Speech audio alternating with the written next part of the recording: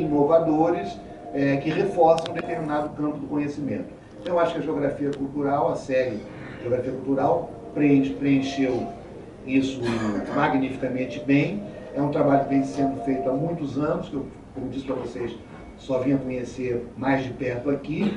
E eu reencontrei uma paixão minha, porque, embora eu seja da área de letras, com graduação em ciências sociais, lá num passado muito remoto, eu era uma das minhas matérias preferidas na escola secundária, era geografia. Eu ainda sou bastante apaixonado por mapas, principalmente os mapas que envolvam questões humanas, sociais e culturais, né? Que nos tragam informações e dados a esse respeito. Então, eu estou bastante contente pelo fato da editora da UERJ ser a editora que abriga essa coleção, que não é uma coleção voltada apenas para o umbigo da nossa UERJ, mas é uma coleção voltada para o fortalecimento de um campo em nível nacional e também com relações internacionais. E no ano passado, então, diante do patrimônio, né, intelectual que a gente via ali naqueles livros, e também para marcar, assim, para dar uma dinamizada editorial na questão e abrir novos horizontes, eu propus ao professor Lobato e à professora Zeni que nós fizéssemos uma espécie de reader, né, no sentido americano da palavra, com uma seleção das melhores coisas publicadas ao longo desses 20 anos, né, do ERJ não, 10, né? São 10 ou 16. E que fizéssemos uma seleta de textos de maneira que pudéssemos oferecer ao público especializado, ao público universitário e também ao público geral interessado na geografia cultural, uma obra de referência, né? Um conjunto de artigos, de clássicos e de artigos inovadores, com estrangeiros e com brasileiros, que pudesse servir de referência e que ficasse presente no mercado de livros universitários com uma marca forte, né? A coleção vai voltar naturalmente a continuar, ela vai continuar dentro da editora, mas eu acho que periodicamente a gente lançar esses readers num formato maior é uma boa política, né? A editora agora também está passando por uma fase de transformação. O Conselho Editorial criou uma nova regulamentação para as coleções, e aí eu vou propor numa reunião futura com a professora Zeni e o professor Lobato que a coleção cultural se adapte a esse modelo. Não vai haver grande modificação, porque a qualidade acadêmica da coleção é inegável. Então eu queria só dizer o seguinte: a gente tem tido uma química ótima, né? Desde que eu assumi, a professora Zeni já era uma amiga da equipe, né? Que o povo lá da editora adora a Zeni, adora o Lobato. Sempre que a Zeni entra na editora é uma festa, e eu posso dizer que eu fui contaminado por essa química. É sempre uma alegria receber vocês lá, e queria parabenizar o campo da geografia cultural, porque me parece que essa coleção e a atuação acadêmica de vocês tem uma função realmente de vanguarda na constituição desse campo dentro da Universidade Brasileira. Parabéns, muito obrigado.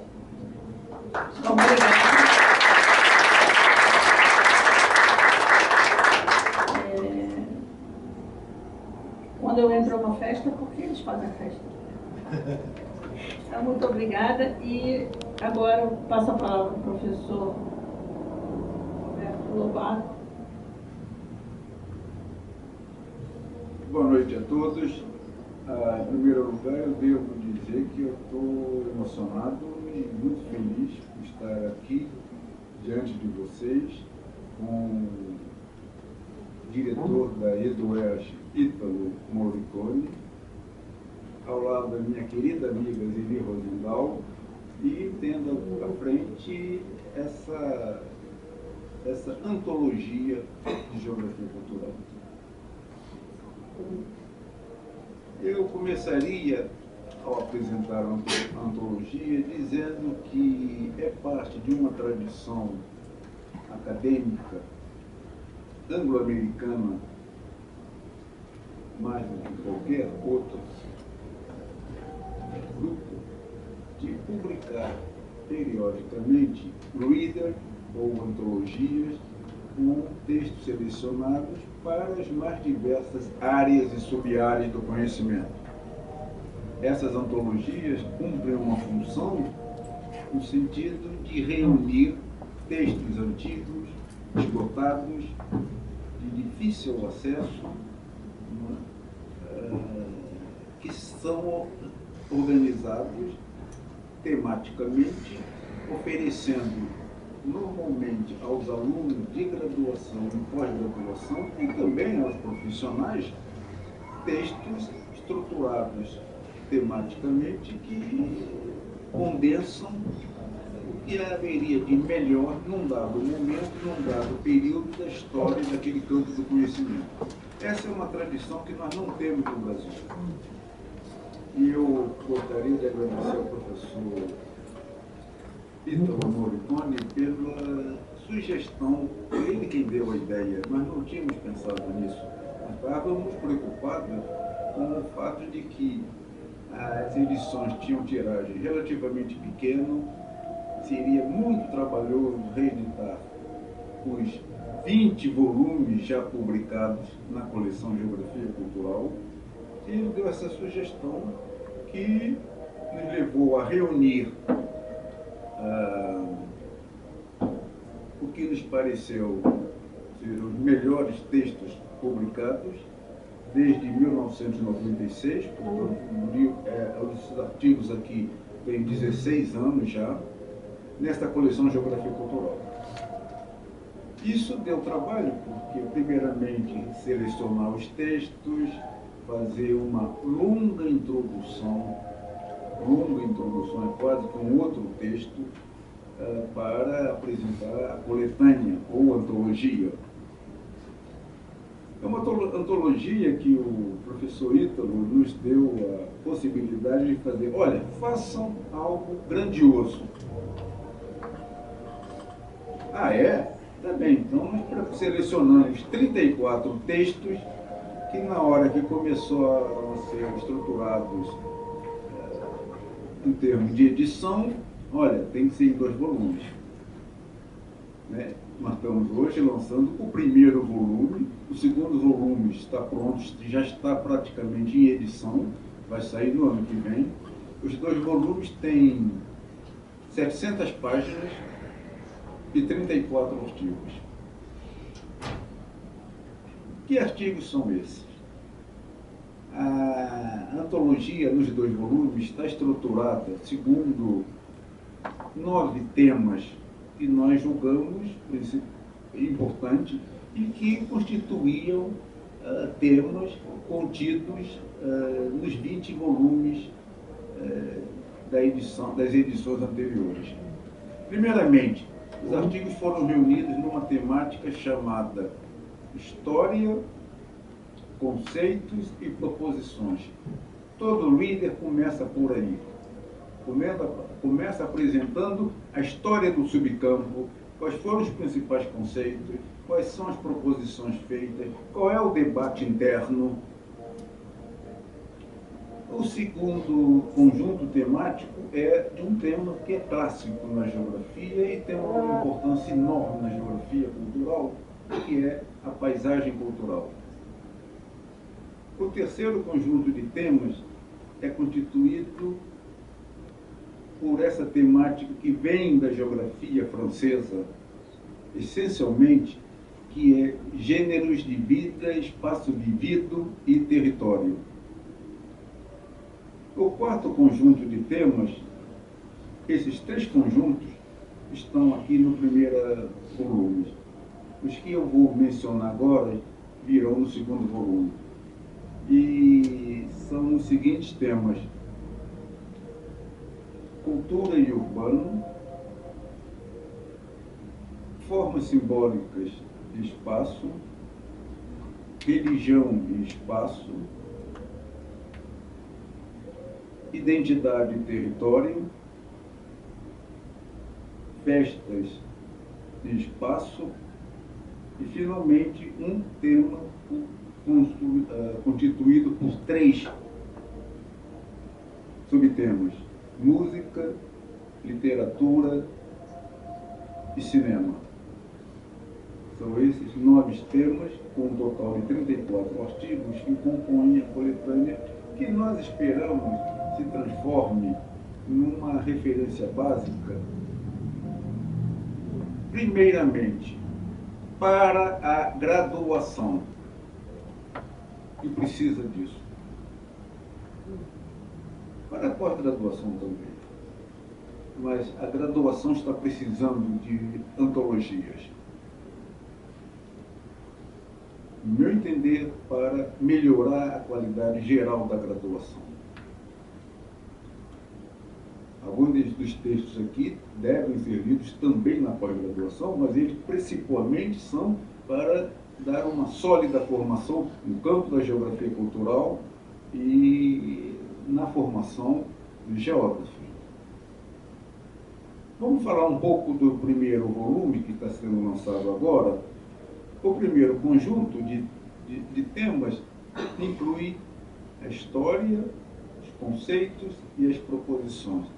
E começa com um belíssimo artigo do meu colega de departamento aqui presente, Scott William Ruffle, que se chama Epistemologia e Teoria da Cultura,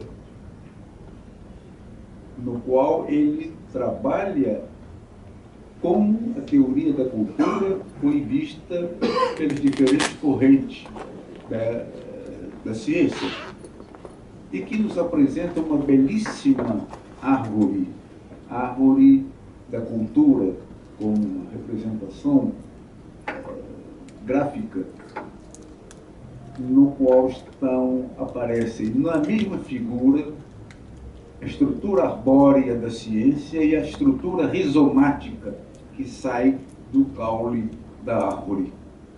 É um trabalho do antropólogo americano Alfred Kleiber, de 1922, mostrando os caminhos e as conexões possíveis a partir da cultura. O segundo trabalho só não é um clássico porque ele é pouco divulgado, mas o Sauer, em 1927, publicou um trabalho numa enciclopédia americana, um trabalho enorme, tem mais de 50 páginas, chamado Desenvolvimento Recente da Geografia Cultural, que retrata a história da geografia cultural desde 1880 até 1925, centrado naturalmente na geografia alemã, que é a matriz de origem da geografia cultural. É um texto que permite situar a história da geografia cultural no contexto da dinâmica da geografia no final do século XIX e nos primeiros 25 anos do século XX. É nesse texto que Sauer resgata Vidal de la Blache, Hatzel, Schluter e outros teóricos que discutiram a geografia e discutiram a dimensão cultural do espaço. O terceiro texto é da professora Zeni e meu, que se chama História da Geografia Cultural no Brasil. Para não dizer que nós não escrevemos sobre o que nós fizemos, para deixar registrado toda a trajetória percorrida pela professora Zeni e por mim, desde o final dos anos 80, quando começamos a trabalhar com geografia cultural, e em 1992, 93, foi criado o NEPEC. Uma criação da professora Zeni, secundada por mim, e que ano que vem completa 20 anos. Eu estive analisando as histórias dos núcleos de pesquisa, Escola de Chicago, por exemplo, e outras escolas. Uma escola não dura mais, um núcleo não dura mais de 20 anos. Ele vive e dura a vida dos seus mentores, daqueles que carregam o piano. e daqueles que geram e viabilizam novas ideias. Então, 20 anos, se for possível, a gente prossegue por mais 10 ou 20, Zeni? Hein? Mais 20. Mais 20 fica bem. Eu vou falar com a chefia lá em cima. Do pessoal, né? Isso, o pessoal da Zeni. Bom, é um texto, então, que discute como a geografia cultural chegou no Brasil, como ela teve alguns pontos pioneiros, como ela se concretizou em 1993 e como ela se desdobrou com a criação de novos núcleos, todos eles tendo um cordão umbilical no NEPEC. O núcleo NEER de Curitiba, o núcleo de Niterói do Werther Roser e outros núcleos que saíram do NEPEC. Há uma avaliação do estado da geografia cultural no Brasil até 2007, 2008. Esse é o terceiro artigo. O quarto artigo trata da contribuição de um grande geógrafo prematuramente falecido, Dennis Cosgrove, chamado Mundos de Significados, a imaginação geográfica e a cultura, que é um belíssimo texto no qual ele traz à tona a ideia dos significados, representações e da imaginação, permitindo que isso possa ser criado. Segue-se um texto de um geógrafo português, João Sarmento, que discute o conceito de cultura na obra de David Harvey, que não é um geógrafo cultural, mas que aborda a cultura em diferentes livros. Tem quantos? Tem 1, 2, 3, 4, 5.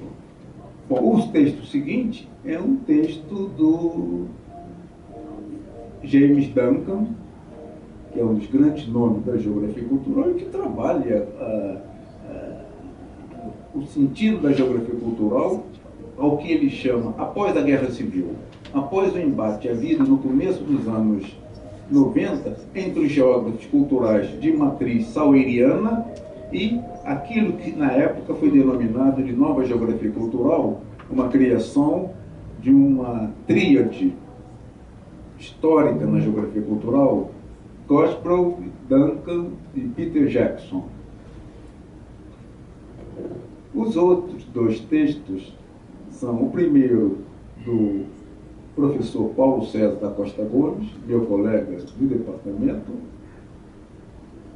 que com a sua criatividade produziu um belíssimo artigo sobre a natureza da geografia cultural que se chama Versalhes não tem banheiros.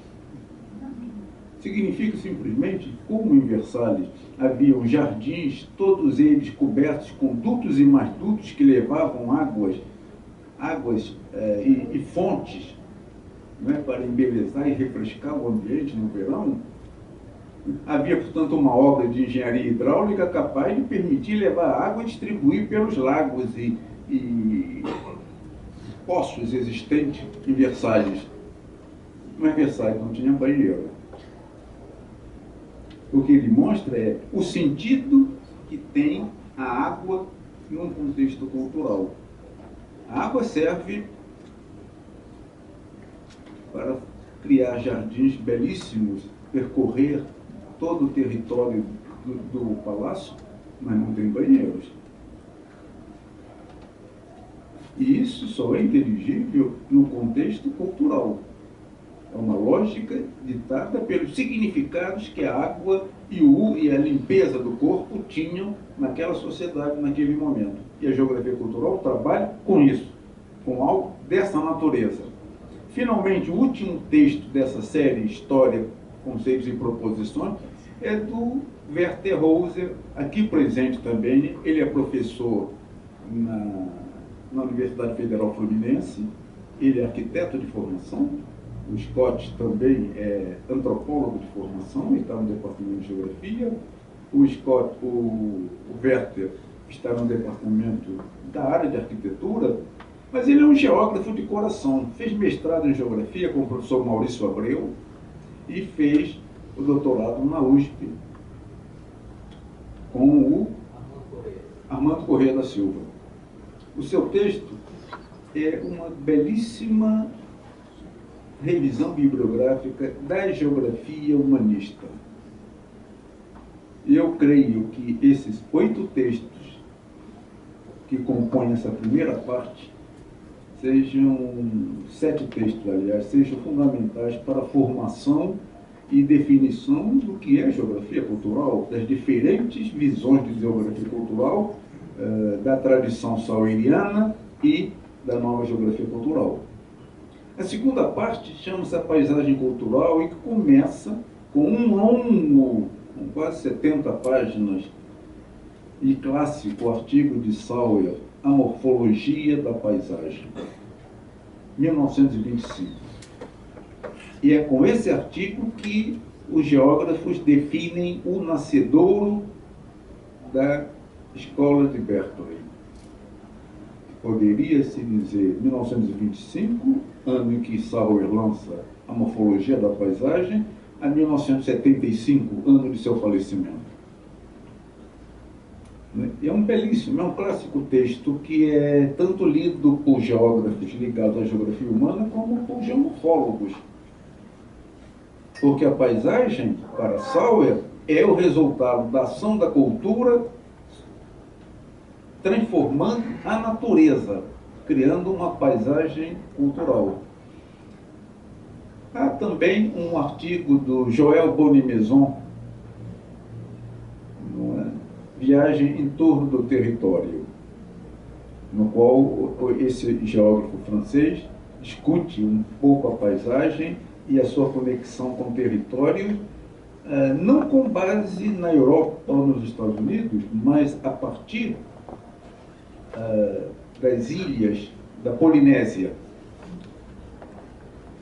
mostrando como há uma conexão entre espaço vivido, paisagens, práticas culturais, identidade do grupo naquelas ilhas que ele analisa.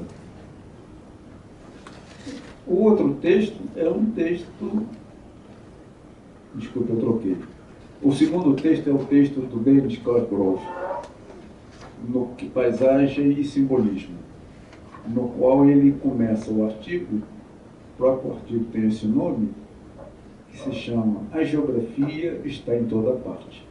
E esse título é muito importante para nós porque ele nos faz lembrar que a geografia está em toda parte. Nós é que nem sempre somos suficientemente geógrafos para descobrir e verificar essa verdade. A geografia está em toda parte.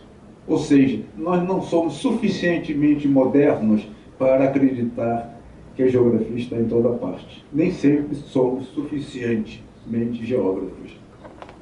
O outro texto, o terceiro texto dessa parte, é um texto do Augustin Berg, Paisagem Marca, Paisagem Matriz, que mostra a duplicidade da função da paisagem. Ela é marca, é o reflexo da sociedade, mas ela é uma matriz porque a partir da materialidade que ela exibe, ela cria condições de reprodução social.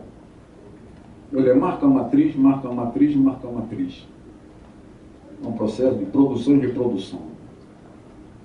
Esse artigo de 1981, ele é o produto de uma reunião que geógrafos franceses fizeram em 81, e geógrafos franceses não ligados à escola vidaliana, mas geógrafos franceses atuando fora da França, atuando ou tinham atuado nas antigas colônias, e chegaram na França e disseram: olha, nós temos que pensar que existem outras visões de mundo.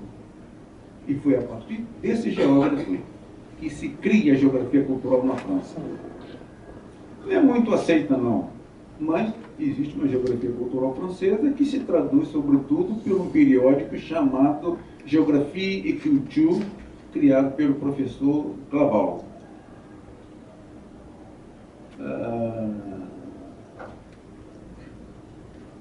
São 3 textos só. Aí, finalmente, o último texto dessa série Paisagem Cultural é um belíssimo texto do Claval, no qual ele faz um levantamento de como os geógrafos viram a paisagem. O artigo chama-se A Paisagem dos Geógrafos. Ele começa, pelo menos no século XVI, XVII, e traz como os geógrafos analisavam a paisagem até primeiros anos do século XXI. A terceira parte, gênero de vida, espaço de vida e território, começa com um artigo do Joël Bonnemezon, que eu tinha me referido, que discute o gênero de vida numa ilha lá da Polinésia. O segundo texto é um belíssimo texto da década de 70, do Jean Gallet, que analisa o espaço vivido nas sociedades do mundo tropical. Ele analisa os diferentes grupos étnicos no delta interior do Níger, mostrando como aquela mesma natureza é vivenciada, apropriada e significada diferentemente, pelo menos pelos 4 grupos que vivem no amplo delta do Níger, delta interior do Níger. O solo, as águas, têm significados diferentes para os povos pescadores, para os povos agricultores, para os povos coletores e para os povos da pecuária.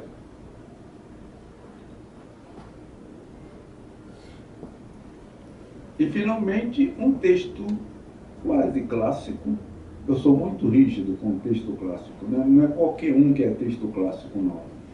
Do Max Sorre, de 1947, que ele discute a noção de gênero de vida e seu valor atual, no qual ele discute o texto de Vidal de Lablache, de 1912, sobre gênero de vida, e mostra, segundo ele, a importância desse conceito no mundo pós-Segunda Guerra Mundial.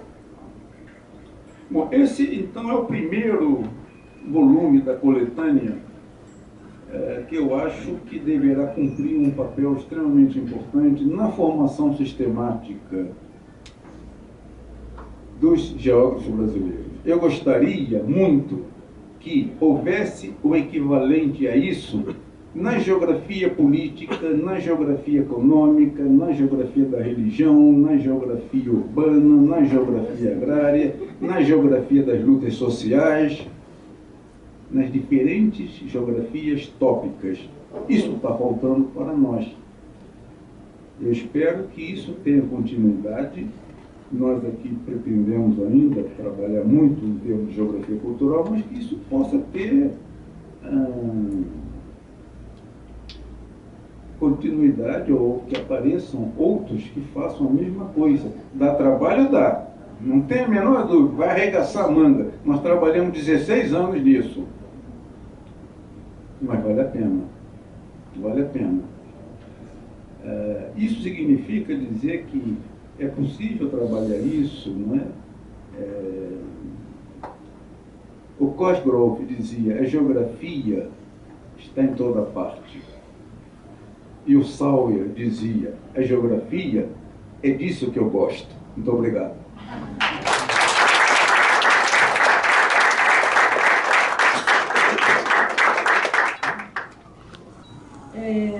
Tivemos mais uma aula, né? Então, tem umas mesas ali que a gente vai agora refrescar, né? E conversar informalmente, que eles chamam de coquetel essa hora, né? Eu não gosto muito dessa palavra, mas eu prefiro vamos à merenda.